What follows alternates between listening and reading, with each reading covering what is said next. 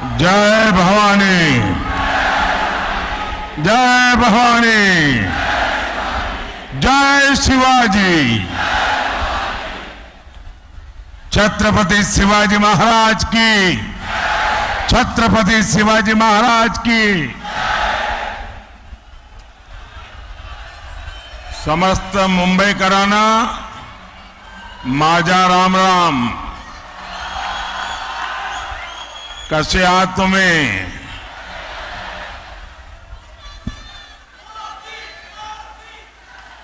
आप सभी हमें आशीर्वाद देने आए हैं। मैं आपका हृदय से बहुत बहुत आभार व्यक्त करता हूं। साथियों, मुंबई ये शहर सिर्फ सपने नहीं देखता, मुंबई सपनों को जीता है।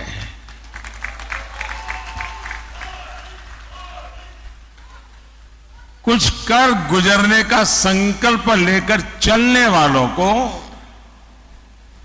मुंबई ने कभी निराश नहीं किया है। इस ड्रीम सिटी में मैं आपसे 2047 के ड्रीम को लेकर के आया हूं।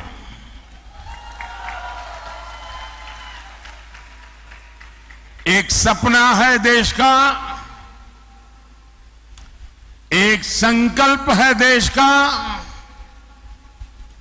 हम सब ने मिलकर विकसित भारत बनाना है और इसमें मुंबई की बहुत बड़ी भूमिका है। साथियों, आप मुंबई के लोग रफ्तार की कीमत सबसे ज्यादा समझते हैं। भारत के साथ आजाद हुए कितने ही देश हमसे आगे निकल गए। हम क्या किसी से कम थे? फिर कमी कहां थी? कमी उस सरकार में थी जिसने भारतीयों के सामर्थ्य पर भरोसा नहीं किया, विश्वास नहीं किया। और मैंने ऐसे ऐसे प्रधानमंत्री देखे हैं और मैं आप सबको कहूंगा, मुंबई वालों को, कि यूट्यूब पर जाकर के लाल किले से अब तक कौन प्रधानमंत्री क्या बोले हैं सारा अवेलेबल है।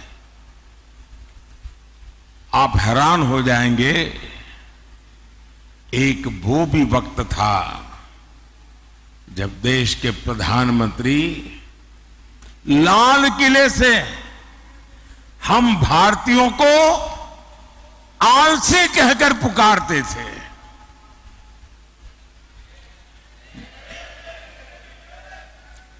जिन सरकारों की सोच ऐसी रही हो, वो देश को कभी आगे नहीं बढ़ा सकते। मैं आज पूरी गंभीरता से कह रहा हूं, आजादी के बाद गांधी जी की सलाह पर अगर कांग्रेस को भंग कर दिया गया होता तो आज भारत कम से कम 5 दशक आगे होता।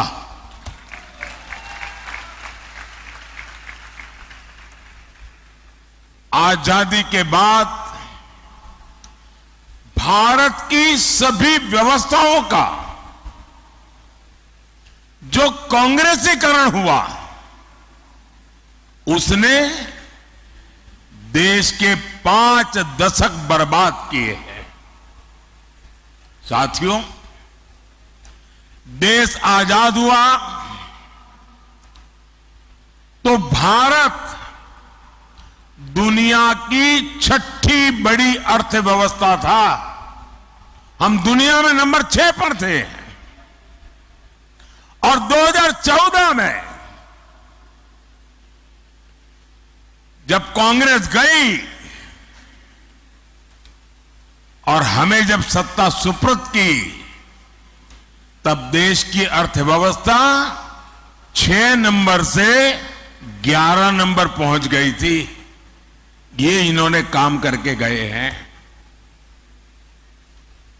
और जब से आपने इस सेवक को काम दिया, 10 साल में आज देश दुनिया की 5वें नंबर की आर्थिक ताकत बनकर के खड़ा है।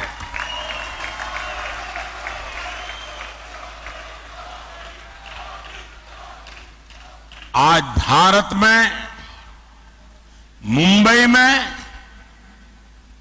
रिकॉर्ड इन्वेस्टमेंट आ रहा है और मेरी गारंटी है कि कुछ ही सालों में जब मैं आपके बीच आऊंगा तो हम दुनिया की तीसरी बड़ी आर्थिक ताकत बन चुके होंगे।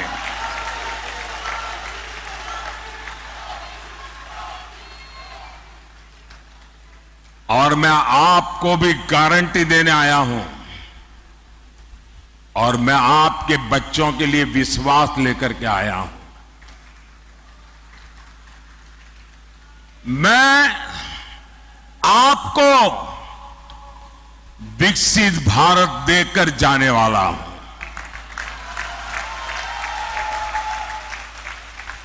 और इसलिए मोदी 24/7 फॉर 2047 के मंत्र के साथ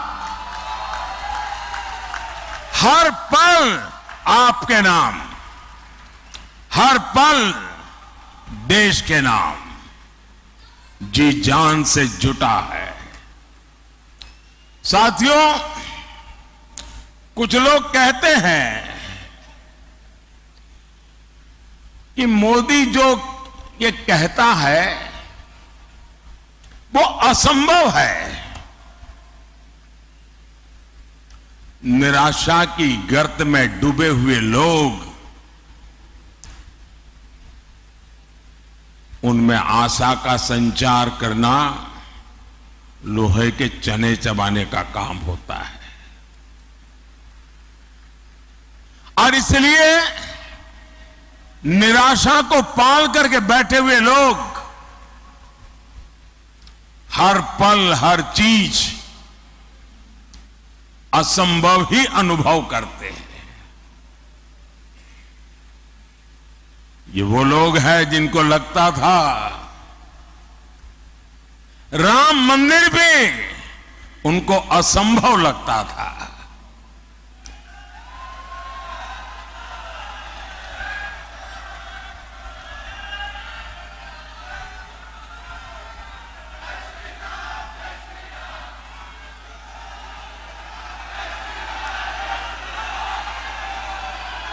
साथियों,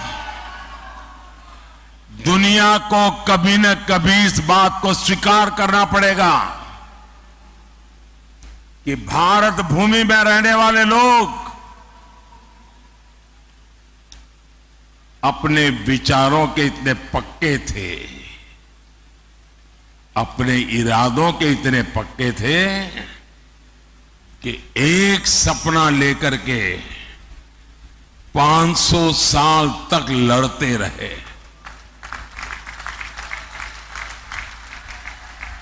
ये छोटा इतिहास नहीं है। 500 साल का अविरत संघर्ष,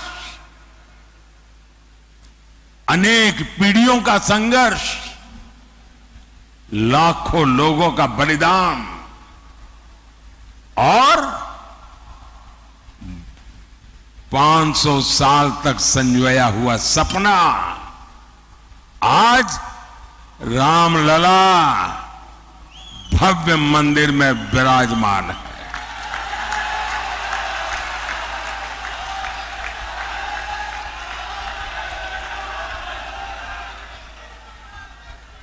ये निराशा की गर्त में डूबे हुए वो लोग हैं जिनको आर्टिकल 370 का हटना भी असंभव लगता था।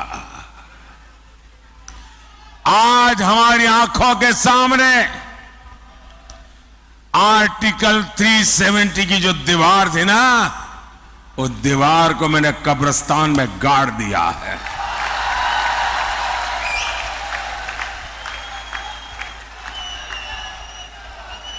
और जो सपने संजो रहे हैं कि वे कभी 370 पुनर्जागरण करेंगे, फिर से लगाएंगे, वो कान खोल करके सुन ले। ये विरासत मामूली विरासत नहीं है। दुनिया की कोई ताकत दोबारा 370 नहीं ला सकती है।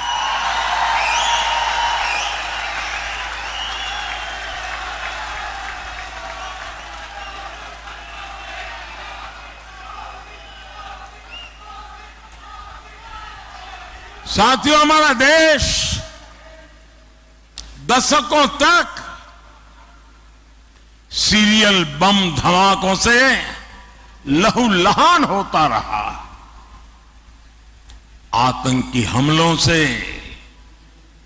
मां भारती का सीना चीर दिया जाता था। मुंबई जैसे हमारे शहर थर्राते रहते थे। एक ही गूंज सुनाई देती थी कि कहीं कोई लावारिस चीज दिखाई दे तो पुलिस को जानकारी देना। एयरपोर्ट जाओ, स्टेशन पर जाओ, हर जगह पे लिखा रहता है लावारिस चीज को हाथ पर लगाना, लावारिस चीज से चौकन्ना रहना। 10 साल हो गए, सुना है क्या? सब बंद हो गया कि नहीं होगा? ये इनको असंभव लगता था। और अभी राज बता रहे थे 3 तलाक। देश की संसद ने 3 तलाक को ही तलाक तलाक तलाक कह दिया।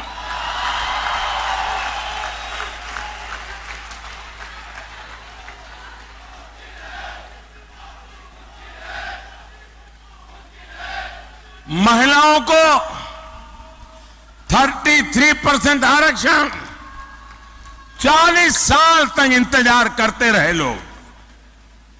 संसद में बहस होती थी और जो आज संविधान को सर पर रख करके नाच रहे हैं, उन लोगों ने पार्लियामेंट में 33% आरक्षण के बिल को छीन करके फाड़ दिया था।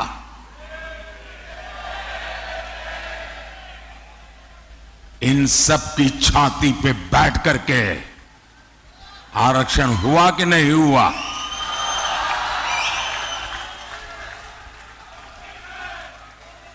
कांग्रेस 60 साल तक कहती रही कि गरीबी हटाएंगे, और इनकी तो फैशन थी। और आप सचमुच में थोड़ा जो हिस्ट्री में रुचि रखते हैं, जरा देख लीजिए। आप लाल किले से इन प्रधानमंत्रियों के भाषण सुनेंगे और इन परिवार के सभी प्रधानमंत्रियों के भाषण सुनेंगे, तो उनके 20-25 मिनट के भाषण में 10 मिनट वो गरीबी पर बोलते थे। और कोई भी चुनाव का उनका भाषण सुन लीजिए, वो गरीब गरीब गरीब गरीब गरीब गरीब गरीब गरीब गरीब गरीब गरीब गरीब गरीब गरीब गरीब गरीब गरीब गरीब माला ही जपते रहते थे। लोगों की आंख में धूल झोंकते थे और गरीबों को एहसास कराते रहते थे कि तुम तो गरीबी में जीने के लिए ही पैदा हुए हो। इस देश में गरीबी को हटाना असंभव लगता था। भाइयों बहनों, मोदी ने 10 साल में 25 करोड़ लोगों को गरीबी से बाहर निकाल करके दिखा दिया है।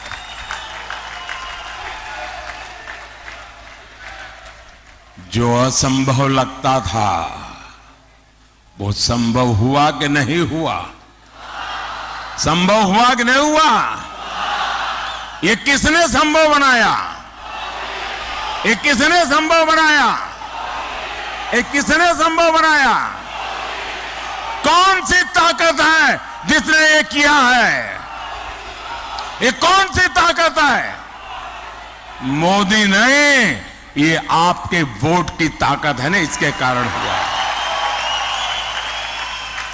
ये आपके वोट का सामर्थ्य है।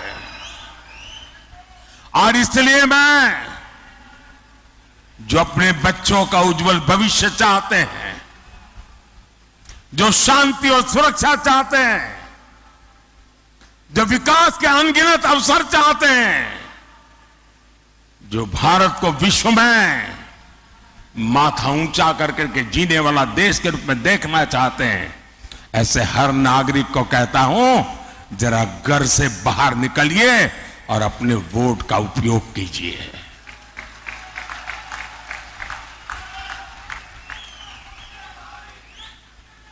और मेरा आपसे आग्रह है, मैं आज मुंबई करके पास आया हूं, आपसे आशीर्वाद मांगने आया हूं। आप रिकॉर्ड तोड़ करके सारा मतदान करके दिखाइए इस बार। और जब मतदान करने के लिए घर से निकले ना, तो याद करना, कभी वो बम धमाके हुआ करते थे, सुबह घर से निकलते थे तो शाम को जिंदा लौटेंगे कि नहीं लौटेंगे इसका कोई विश्वास नहीं था। आज गर्व के साथ आपकी बेटी शाम को आनंद से घर लौट सकती है, ये याद करके जाना। और कमल पे और मेरे साथियों के जो सिंबल है उन पे अपना बटन दबा करके मोदी को जरा मजबूत कीजिए।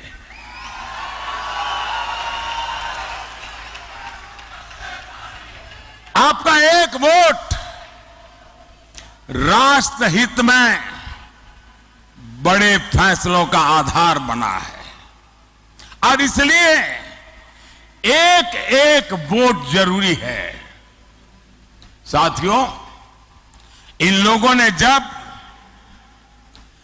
जनादेश चुराकर सरकार बनाई, मैं महाराष्ट्र की बात कर रहा हूं, जनादेश को चुराकर सरकार बनाई, तो विकास कार्यों से भी अपनी दुश्मनी निकाली। बुलेट ट्रेन का काम हो, मुंबई मेट्रो का काम हो, डेडिकेटेड फ्रेट कॉरिडोर हो, जेएनपीटी में कंटेनर टर्मिनल का काम हो, मुंबई से जुड़े हर बड़े प्रोजेक्ट को इन्होंने लटकाया, अटकाया और भटकाया। ये मुंबई के लोगों से दुश्मनी निकाल रहे थे। साथियों, मोदी का एक महत्वपूर्ण संकल्प है। मोदी मुंबई को उसका हक लौटाने के लिए आया है।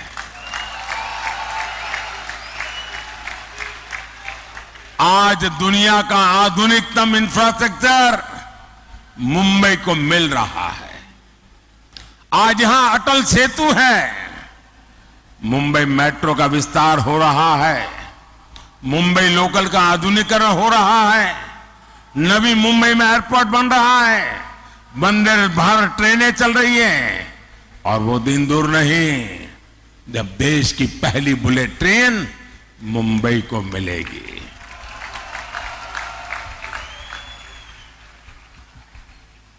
साथियों, आगे बढ़ते हुए भारत में एनडीए गठबंधन रोजगार के नए नए सेक्टर्स बना रहा है। पिछले 10 साल में भारत में 1.25 से ज्यादा नए स्टार्टअप बने हैं। 8,000 से अधिक स्टार्टअप्स तो अकेले हमारी मुंबई में है। बीते 10 सालों में भारत मोबाइल मैन्युफैक्चरिंग में दुनिया का दूसरा सबसे बड़ा देश बना है जी। हम कभी मोबाइल फोन इंपोर्ट करते थे, आज हम मोबाइल फोन एक्सपोर्ट कर रहे हैं जी। टेक्नोलॉजी से लेकर टेक्सटाइल तक, टैलेंट से लेकर टूरिज्म तक, स्पेस से लेकर स्पोर्ट्स तक, आने वाले 5 सालों में नौजवानों के लिए असीम अवसरों से भरा भारत दुनिया की नजरों में एक बहुत बड़ी आशा का कारण, विश्वास का कारण बना हुआ है।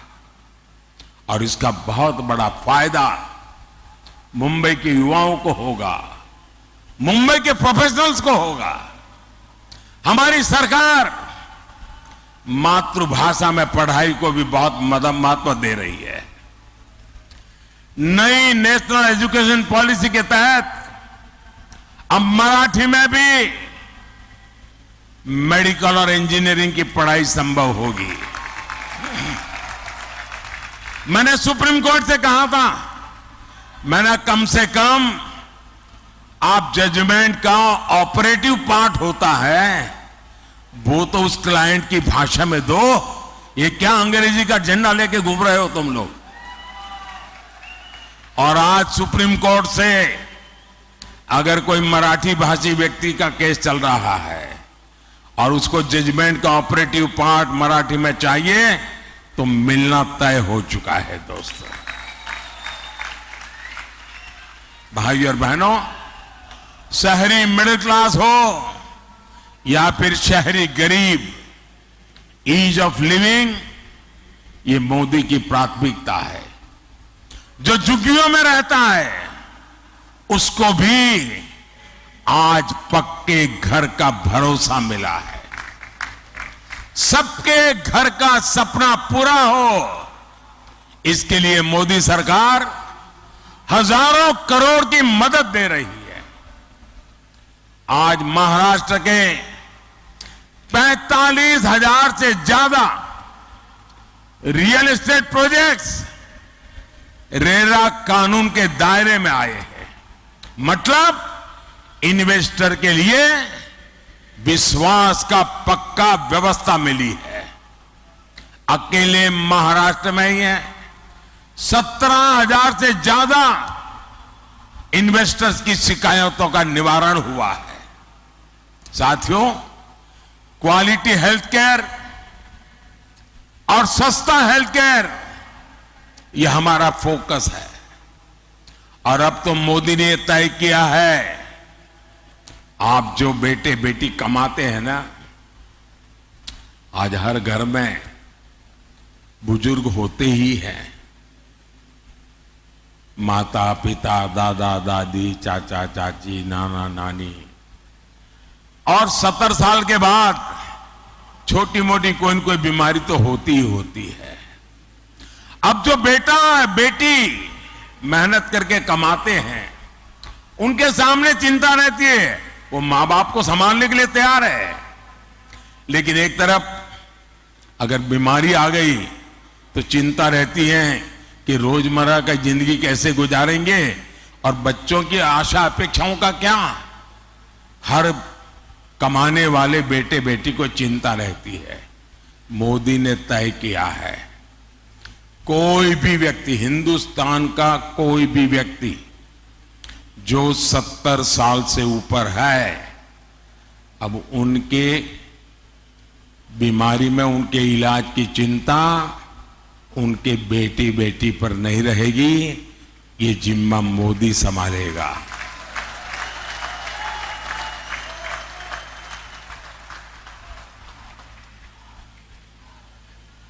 हम जानते हैं मेडिकल इंश्योरेंस कराने में आपको कितनी दिक्कत आती थी।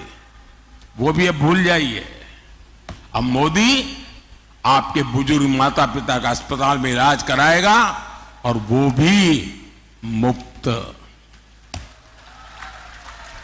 भाई और बहनों, 10 साल पहले तक सामान्य गरीब और मिडिल क्लास के लिए बैंक लोन सपना होता था। आज बिना गारंटी का लोन मिल रहा है। पहले फुटपाथ पर रेहड़ी पर काम करने वालों को बैंक के दरवाजे तक जाने की हिम्मत नहीं थी। जिनको कोई नहीं पूछता था, मोदी उनको पूजता है। और मैं हमारे शिंदे जी वगैरह का आभार व्यक्त करता हूं कि एक आध साल पहले मुझे यहां बुलाया था और करीब 1 लाख रेहड़ी पट्टी वाले भाई बहन इकट्ठे हुए थे और उनको हजारों करोड़ रुपया बैंक से लोन मिला था। उनकी पूरी जिंदगी बदल गई। वरना पहले क्या था, रेहड़ी पटरी वालों को साहूकार के प्यास से बहुत महंगे ब्याज में पैसे लेते थे और कारोबार में से ज्यादा पैसा ब्याज में चला जाता था। आज उनको बैंक से लोन मिलता है और गारंटी कौन देता है? गारंटी मोदी देता है। बिना गारंटी पैसे मिलता है। और ये मेरे रेहड़ी पटरी वाले भाई बहन पाई पाई समय पर चुकता करते हैं, बैंकों पर कोई बोझ नहीं होने देते हैं। साथियों, मोदी के पास 10 साल का रिपोर्ट कार्ड है और 25 साल का रोड मैप भी है। और दूसरी तरफ इंडी गठबंधन वालों के पास क्या है? जितने लोग उतनी बातें, जितने दल उतनी घोषणाएं और जितने दल उतने प्रधानमंत्री। कांग्रेस के माओवादी मैनिफेस्टो में जितनी घोषणाएं हैं, अगर उनका हिसाब लगाएं तो देश दिवालिया हो जाएगा। इनकी नजर हमारे मंदिरों के सोने पर है। इनकी नजर महिलाओं के मंगलसूत्र पर है। इन लोगों ने 50% इनहेरिटेंस टैक्स का आइडिया फ्लॉट किया है। यानी आप अपने बच्चों को अपनी विरासत नहीं दे पाएंगे। आपने कितनी मेहनत करके कितना ही कमाया हो, इकट्ठा किया हो, आधा ये सरकार छीन लेना चाहती है, आपको बच्चों को नहीं देने देगी। ये आपकी प्रॉपर्टी का एक्सरे करके अपने वोट बैंक को, जो वोट जिहाद करते हैं ना, उनको देने के लिए वो निर्णय कर चुके हैं। साथियों, ये इनके इरादे बड़े खतरनाक हैं।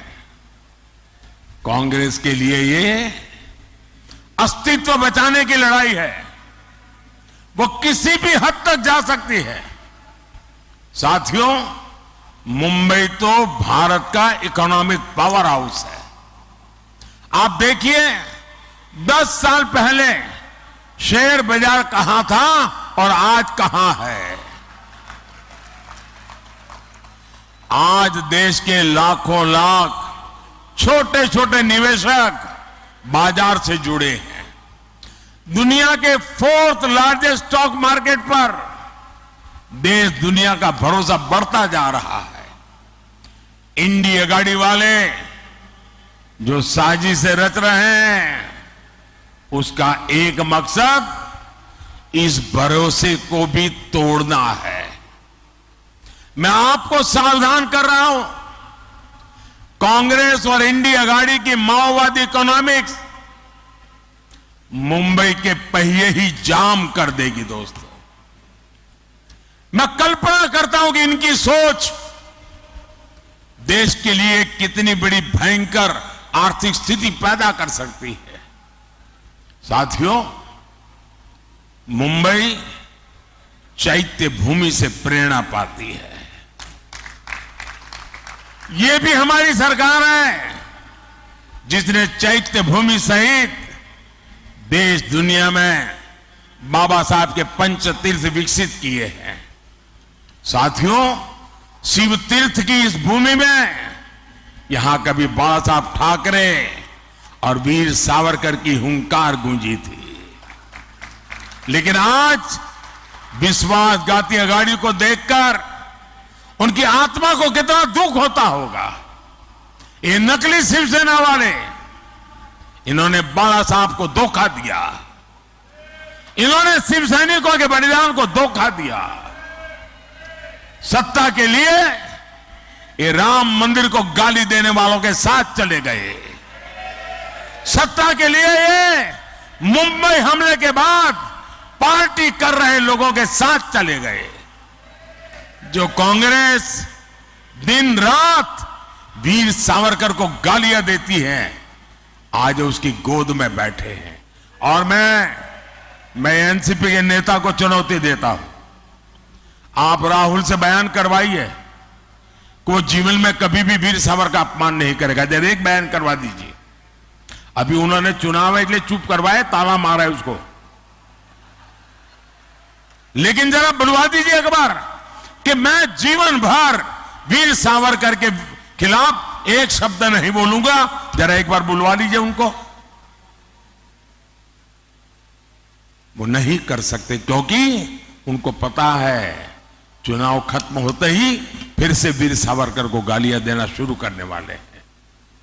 साथियों, महाराष्ट्र की मिट्टी के साथ धोखा करने वाले लोग, महाराष्ट्र की गौरव को ठेस पहुंचाने वाले लोग, साथियों, वो भी एक वक्त था कभी शिवसेना की पहचान यहां घुसपैठियों के खिलाफ खड़े होने की थी। आज वही नकली शिवसेना सीएए का विरोध कर रही है। इनको अब हिंदुओं, बौद्ध, जैन, सिख शरणार्थियों को नागरिकता देने पर भी आपत्ति है।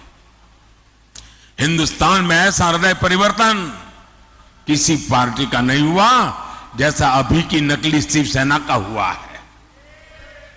साथियों, अपने वोट बैंक को खुश करने के लिए, तुष्टीकरण के लिए इस पूरी अघाड़ी ने पूरी मुंबई को, पूरे देश को धोखा दिया है। जिस कसाब ने मुंबई करों को दहलाया, इस शहर को खून से रंग दिया, ये लोग उसको क्लीन चिट दे रहे हैं। जिस पाकिस्तान की आज दुनिया में कोई नहीं सुन रहा, ये अघाड़ी वाले सर्जिकल और एयर स्ट्राइक पर उसी पाकिस्तान की भाषा बोल रहे हैं। ये हमारी सेना को झूठा करार दे रहे हैं। छत्रपति शिवाजी महाराज की इस धरती का इससे बड़ा अपमान और क्या होगा। साथियों, इंडी अघाड़ी वाले लगातार बाबा साहब आंबेडकर का, हमारे संविधान का भी अपमान कर रहे हैं। बाबा साहब धर्म के आधार पर आरक्षण के खिलाफ थे। पूरी संविधान सभा एक मत हुई थी कि हमारे देश में धर्म के आधार पर आरक्षण नहीं होगा, लेकिन इंडी अघाड़ी वाले दलित, पिछड़े, आदिवासियों के हक का आरक्षण छीनकर धर्म के आधार पर वोट जिहाद करने वालों को देना चाहते हैं। सत्ता के लिए इनकी धोखेबाजी नहीं चलेगी। आर्टिकल 370 हटाकर देश में एक संविधान लागू कराने वाला मोदी संविधान का सबसे बड़ा रक्षक है। और जो लोग आज संविधान को माथे पर लेकर के नाच रहे हैं, उन्होंने पहले संविधान के शरीर को तोड़ा। हमारे संविधान की जो पहली प्रत है उसमें एक हिस्सा है संविधान के संबंध में लिखा हुआ बातें, दूसरा उसमें चित्रकाम है। वो सब मिलाकर के एक संविधान बना है। और इन चित्रों में हजारों साल की हमारी विरासत को चित्रांकित किया गया है। इन्होंने पहला काम किया, पंडित नेहरू ने वो चित्र वाला संविधान अलमारी में रख दिया और सिर्फ बाद में उसकी आत्मा को उन्होंने चूर चूर कर दिया। अब ये लोग संविधान की पीठ पे छुरा भोंकने की कोशिश कर रहे हैं। मैं कांग्रेस को किसी दलित, पिछड़े, आदिवासी का आरक्षण कभी भी छीनने नहीं दूंगा। और ये मोदी की गारंटी है। भाइयों बहनों, मैंने लाल किले से कहा था, यही समय है, सही समय है, ये भारत का समय है। इस समय का चक्र तेजी से चलता रहे, इसकी बहुत बड़ी जिम्मेदारी मुंबई की है। हर मुंबई को मतदान करना है, सारे रिकॉर्ड तोड़ने हैं। भाजपा और शिवसेना के हमारे सारे उम्मीदवारों को विजयी बना करके दिल्ली भेजना है। हमारे एनसीपी के साथियों को, मैं नकली वालों की बात नहीं कर रहा, मुंबई नॉर्थ लोकसभा से श्रीमान पीयूष गोयल जी,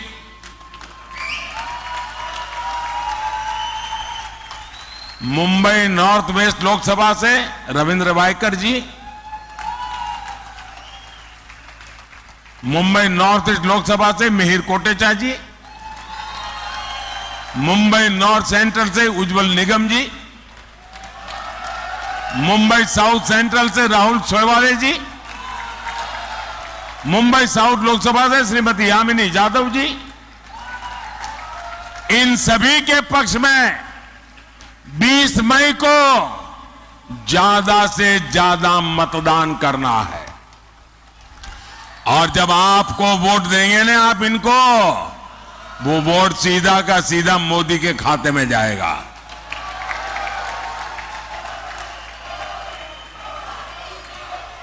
साथियों, मैं पूरा हिंदुस्तान घूम के आया हूं और मैं विश्वास से कहता हूं, इस बार के चुनाव नतीजे पुराने सारे रिकॉर्ड तोड़ने वाले होंगे।